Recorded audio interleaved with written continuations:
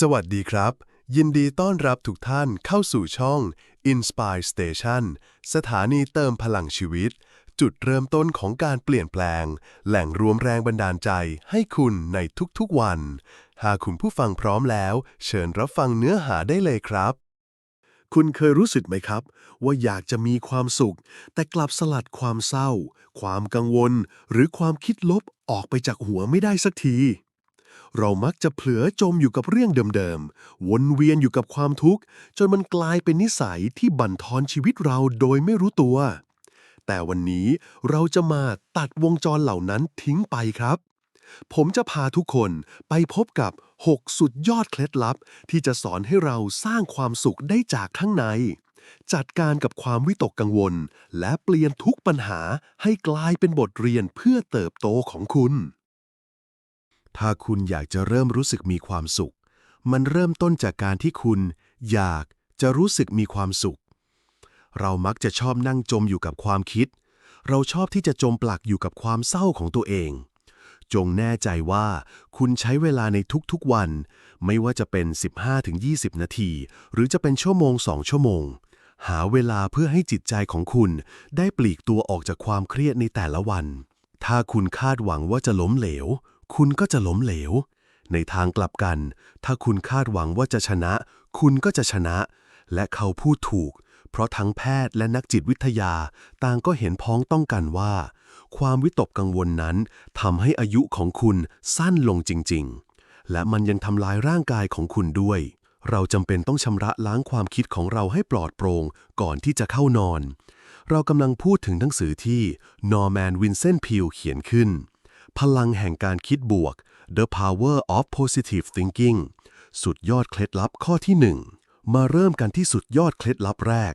การสร้างความสุขจากภายในใจของคุณเอง คุณคือผู้ที่ต้องรับผิดชอบความสุขของตัวเอง เพราะโดยปกติแล้ว ความทุกข์มักเป็นผลพวงมาจากการที่คุณคิดเรื่องเศร้า การที่คุณมีความรู้สึกเชิงลบเหล่านี้ การที่คุณมีความรู้สึกขุ่นเคืองต่อผู้อื่น และแค่การมีมุมมองแย่ๆต่อชีวิตโดยรวม ดังนั้น ถ้าคุณคิดแต่เรื่องเหล่านั้น คุณคิดว่าจะเกิดอะไรขึ้นล่ะ คุณต้องบังคับตัวเองไม่ให้คิดในแง่ลบเหล่านั้น พิวกล่าวว่า เราต้องสร้างนิสัยแห่งความสุข โดยการคิดถึงเรื่องที่สดใสร่าเริงตลอดทั้งวัน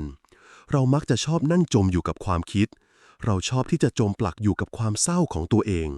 ผมเองก็ไม่ชอบทำแบบนั้น แต่ผมรู้ว่าบางครั้งสมองมันก็บังคับให้ผมทำ และผมก็ไม่รู้ว่าทำไม ดังนั้นผมจึงต้องบังคับตัวเองไม่ให้ทำแบบนั้น ผมต้องเปิดเพลงจังหวะสนุกๆ ผมต้องทำอะไรที่สร้างสรรค์ ผมต้องไปเข้ายิม ผมต้องไปอยู่กับเพื่อนที่จะทำให้ผมหัวเราะได้ และมันก็ยากนะ ในตอนแรกมันจะรู้สึกไม่ค่อยถูกที่ถูกทาง มันจะรู้สึกเหมือนคุณกำลังฝืนทำ เพราะคุณกำลังฝืนทำมันอยู่จริงๆ แต่ในที่สุดมันจะเริ่มทำให้คุณรู้สึกดีขึ้น มีปาฏิหาริย์เกิดขึ้นอยู่รอบๆตัวคุณ มีความสวยงามอยู่รอบๆคุณ จงลืมตาแล้วมองดูสิ คุณเห็นแสงแดดที่ส่องประกายไหม เยี่ยมเลย คุณได้ยินเสียงนกร้องไหม เยี่ยมเลย คุณรู้สึกถึงความอบอุ่นของแสงแดดบนผิวของคุณไหม สุดยอด มีความสวยงามเรียบง่ายอยู่รอบตัวเราเสมอ ถ้าคุณอยากจะเริ่มรู้สึกมีความสุข มันเริ่มต้นจากการที่คุณอยากจะรู้สึกมีความสุข ดังนั้นจงตัดวงจรความคิดลบเหล่านั้นซะ และเมื่อคุณเริ่มรู้สึกแย่ เมื่อคุณเริ่มพบว่าตัวเองกำลังนินทา รู้สึกผิด รู้สึกโกรธ รู้สึก ไม่ว่าจะเป็นความรู้สึกเชิงลบอะไรก็ตามที่คุณกำลังรู้สึกอยู่ จงพลิกมันกลับมา บังคับตัวเองให้คิดบวก ทำในสิ่งที่เป็นบวก และแม้ว่าในตอนแรกมันจะรู้สึกไม่ค่อยถูกที่ถูกทาง ก็จงทำต่อไป สุดยอดเคล็ดลับข้อที่ 2 วิธีแก้ความวิตกกังวล นั่นคือการที่ผู้คนมักจะเสียเวลาและพลังงานไปอย่างมาก กับการหัวเสียและกังวลในสิ่งที่เขาควบคุมไม่ได้ ให้กลับไปที่หลักการของโควี วงกลมแห่งความกังวล และวงกลมแห่งอิทธิพล จงสนใจเฉพาะสิ่งที่อยู่ในวงกลมแห่งอิทธิพล สิ่งที่เราควบคุมได้เท่านั้น ส่วนสิ่งอื่นๆที่อยู่ในวงกลมแห่งความกังวลนั้น คุณควบคุมมันไม่ได้ คุณไม่สามารถส่งผลกระทบต่อมันได้ ดังนั้นก็ปล่อยมันไป อย่าปล่อยให้จิตใจของคุณใช้เวลาในพื้นที่นั้นคุณกำลังสิ้นเปลืองพลังงานในใจของคุณโดยเปล่าประโยชน์การทำสมาธิดังนั้นในฐานะที่เป็นส่วนหนึ่งของวิธีแก้ความวิตกกังวลผิวกล่าวว่าเราต้องใช้ชีวิตให้ช้าลงเพื่อบรรเทาความวิตกกังวลและเข้าถึงความสงบสุขและเขาได้แนะนำการทำสมาธิเขาแนะนำให้เราอุทิศเวลาอย่างน้อย15นาทีต่อวันเพื่อทำให้ตัวเองสงบและผ่อนคลายด้วยการคิดถึงเรื่องราวที่สงบสุขหรือไม่ต้องคิดอะไรเลยสิ่งที่เขาแบ่งปันในหนังสือเพื่อช่วยกำจัดนิสัยขี้กังวลและขี้โมโหก็คือเราจำเป็นต้องผ่อนคลายและใช้เวลาสักครู่คิดถึงภาพบรรยากาศที่สวยงามและสงบสุขได้ยินเสียงนกร้องรู้สึกถึงแสงแดดบนใบหน้าทั้งหมดนี้คือสิ่งที่ผมพูดถึงก่อนหน้านี้ซึ่งมันเป็นเพียงเรื่องของการที่คุณลองคิดภาพนั้นในใจของคุณจริงๆไม่ว่าคุณจะอยู่ที่ไหนก็ตามถ้าคุณอยู่ที่ทำงานจากความวิตกกังวลสู่วิธีแก้ไขถ้าคุณอยู่ในบ้านของคุณมันไม่สำคัญหลับตาลงแล้วเปิดใจของคุณบางทีอาจจะเป็นสถานที่ที่คุณเคยไปพักร้อนมากก่อนและไปที่นั่นสัก15นาทีสูดดมกลิ่นต่างๆรู้สึกถึงสัมผัสของเม็ดทรายบนเท้าของคุณรู้สึกถึงตัวเองที่กำลังกระโจนลงไปในมหาสมุทรดังนั้นวิธีแก้ความวิตกกังวลมันคือการทำจิตใจให้ปลอดโปร่งไม่ว่าคุณจะเลือกทำด้วยวิธีไหนก็ตามจงแน่ใจว่าคุณใช้เวลาในทุกๆวันไม่ว่าจะเป็น15ถึง20นาทีหรือจะเป็นชั่วโมง2ชั่วโมงถ้าคุณออกกำลังกายที่ยิมไม่ว่าคุณจะเล่นโยคะหรือไปเข้าคลาสปั่นจักรยานอะไรก็ได้หาเวลาเพื่อให้จิตใจของคุณได้ปลีกตัวออกจากความเครียดในแต่ละวันสุดยอดเคล็ดลับข้อที่3คาดหวังสิ่งที่ดีที่สุดถ้าคุณคาดหวังว่าจะล้มเหลวคุณก็จะล้มเหลวในทางกลับกันถ้าคุณคาดหวังว่าจะชนะคุณก็จะชนะแล้วตอนนี้คุณกำลังหว่านเมล็ดพันธุ์อะไรในใจของคุณคุณกำลังหว่านเมล็ดพันธุ์แห่งการมองโลกในแง่ดีหรือเมล็ดพันธุ์แห่งการมองโลกในแง่ร้ายเดาสิว่าอะไรจะเกิดขึ้นชีวิตของคุณจะมอบสิ่งนั้นกลับมาให้คุณมากขึ้นคุณกำลังหว่านเมล็ดพันธุ์แห่งความสงสัยและคิดว่าโอ้ฉันคงทำมันไม่สำเร็จหรอกหรือเดี๋ยวต้องมีเรื่องแย่ๆเกิดขึ้นแน่ๆถ้าคุณกำลังหว่านเมล็ดพันธุ์แบบนั้นเดาสิว่าคุณจะได้อะไรคุณก็จะได้สิ่งนั้นเพิ่มขึ้นจงเริ่มจดจ่ออยู่กับด้านบวกเริ่มจดจ่อว่าสิ่งต่างๆจะเป็นไปได้ด้วยดีได้อย่างไรและเดาสิเมื่อมีเรื่องผิดพลาดเกิดขึ้นให้พูดว่าเรื่องนี้มีบทเรียนบางอย่างสำหรับฉันเพราะชีวิตไม่ได้เกิดขึ้นกับฉันแต่มันเกิดขึ้นเพื่อฉันดังนั้นทุกสิ่งที่กำลังเกิดขึ้นมันมีไว้เพื่อสอนบทเรียนให้แก่ฉันนี่ไม่ใช่อุปสรรคแต่มันคือการปูทางไปสู่สิ่งที่ดีกว่าสิ่งที่ดูเลวร้ายนี้มันเกิดขึ้นด้วยเหตุผลบางอย่างฉันจะเรียนรู้จากมันและฉันจะดีขึ้น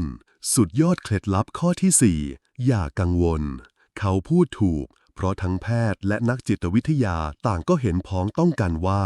ความวิตกกังวลนั้นทำให้อายุของคุณสั้นลงจริงๆและมันยังทำลายร่างกายของคุณด้วยเราจำเป็นต้องชำระล้างความคิดของเราให้ปลอดโปร่งก่อนที่จะเข้านอนและเราต้องจินตนาการว่าความกังวลของเรากำลังไหลออกจากร่างกายเหมือนน้ำที่ไหลออกจากแก้วดังนั้นอย่าคิดว่าเส้นทางของผมคือเส้นทางที่ถูกไม่เลยเส้นทางนี้มันดีสำหรับผม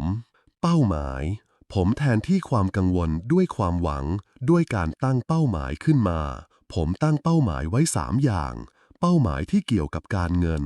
เป้าหมายที่เกี่ยวกับสุขภาพและเป้าหมายที่เกี่ยวกับอาชีพการงานบางสิ่งที่เกี่ยวกับสิ่งที่ผมจะทำกับชีวิตของผมและย้อนกลับไปในตอนที่ผมกำลังเผชิญกับความเครียดผมกังวลม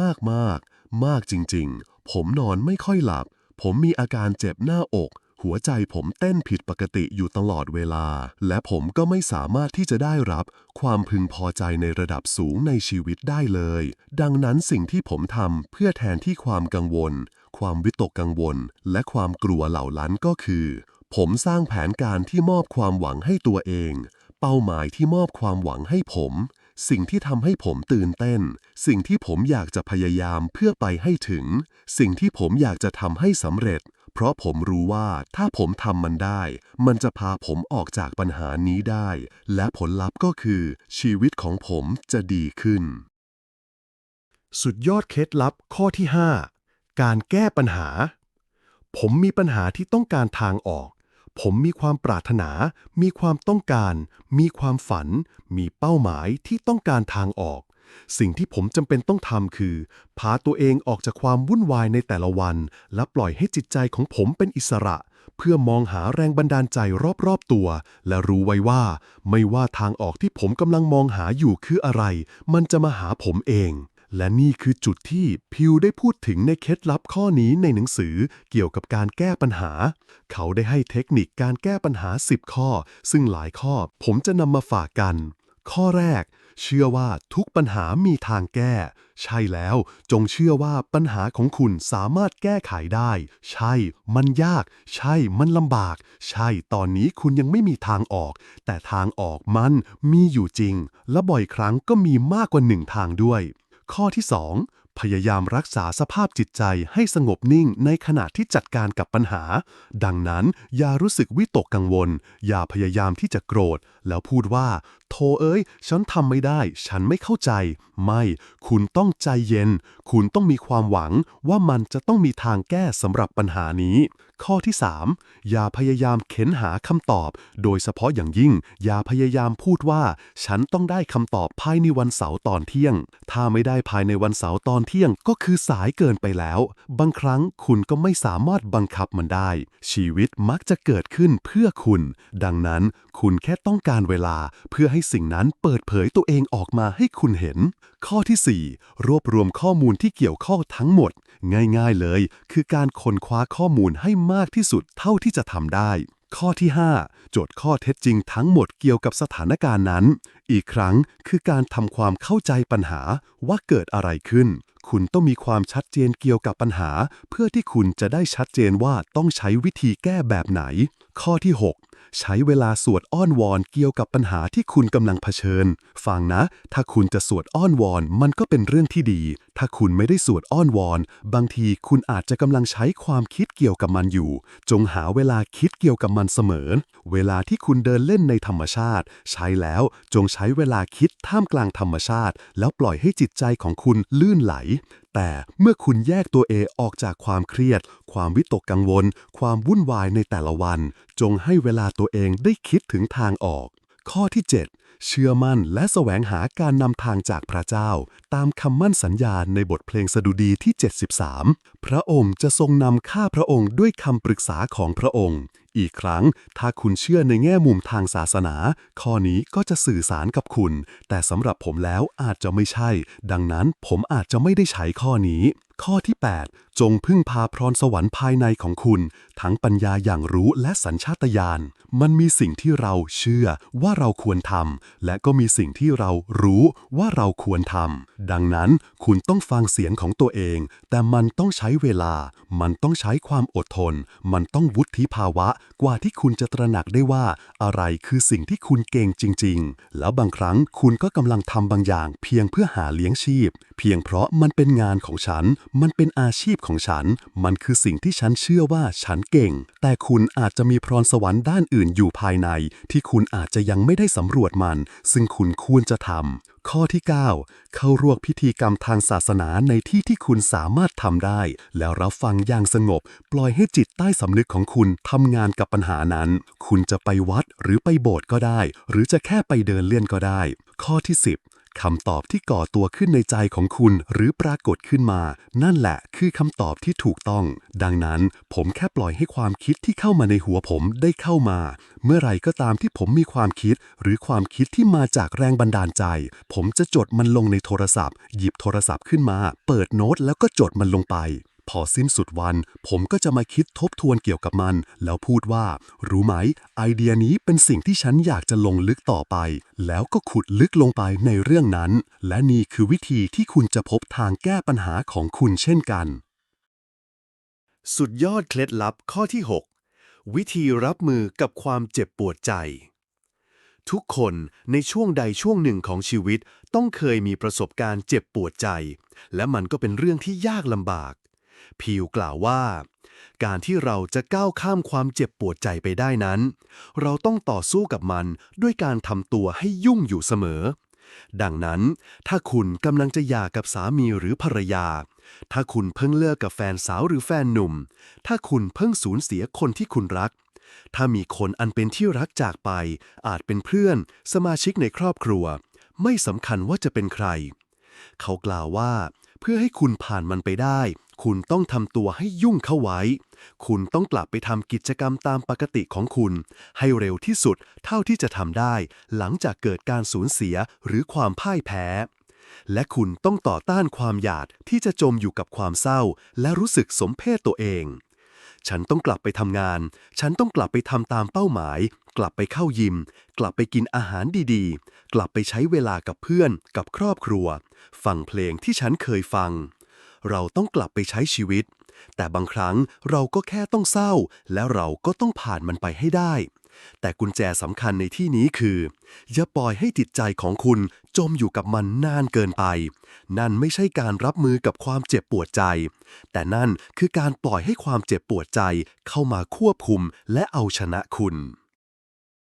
สุดท้ายนี้ หากคุณผู้ฟังทุกท่านชอบเนื้อหาดีๆแบบนี้ รบกวนคุณผู้ฟังทุกท่านช่วยกดไลค์ กดแชร์ กดติดตามช่อง Inspire Station เพื่อเป็นกำลังใจให้กับทีมงานของพวกเราทุกท่านด้วยนะครับ สำหรับวันนี้ขอบคุณและสวัสดีครับ